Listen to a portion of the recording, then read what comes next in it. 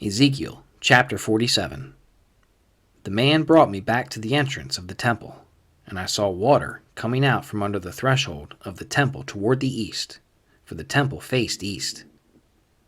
The water was coming down from under the south side of the temple, south of the altar. He then brought me out through the north gate and led me around the outside to the outer gate facing east, and the water was flowing from the south side. As the man went eastward with a measuring line in his hand, he measured off 1,000 cubits and then led me through water that was ankle deep. He measured off another 1,000 cubits and led me through water that was knee deep. He measured off another 1,000 and led me through water that was up to the waist. He measured off another 1,000, but now it was a river that I could not cross, because the water had risen and was deep enough to swim in, a river that no one could cross. He asked me, "Son of man, do you see this?" Then he led me back to the bank of the river. When I arrived there, I saw a great number of trees on each side of the river.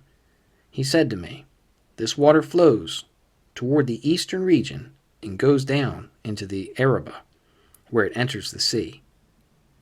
When it empties into the sea, the water there becomes fresh.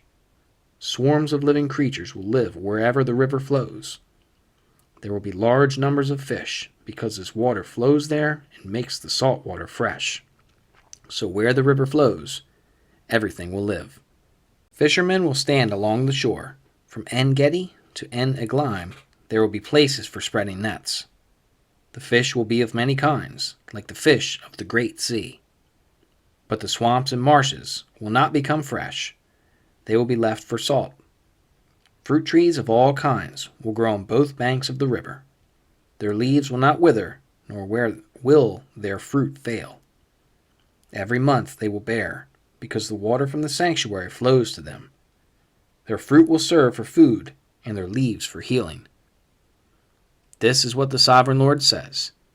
These are the boundaries by which you are to divide the land for an inheritance among the 12 tribes of Israel, with 2 portions for Joseph. You are to divide it equally among them, because I swore with uplifted hand to give it to your forefathers. This land will become your inheritance. This is to be the boundary of the land.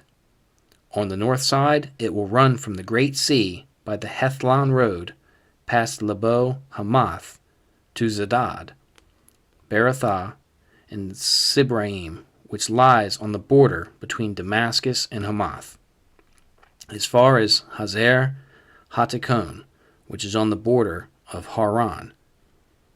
The boundary will extend from the sea to Hazar Enan, along the northern border of Damascus, with the border of Hamath to the north.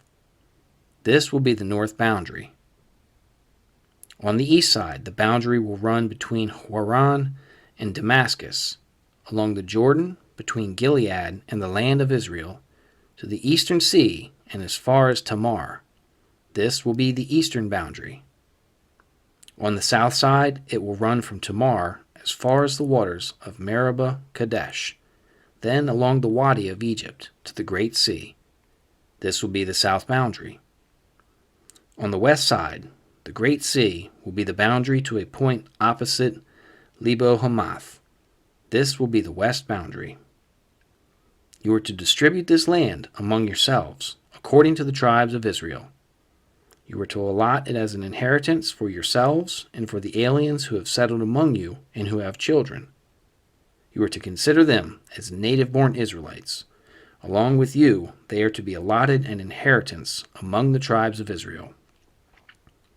In whatever tribe the alien settles, there you are to give him his inheritance, declares the Sovereign Lord.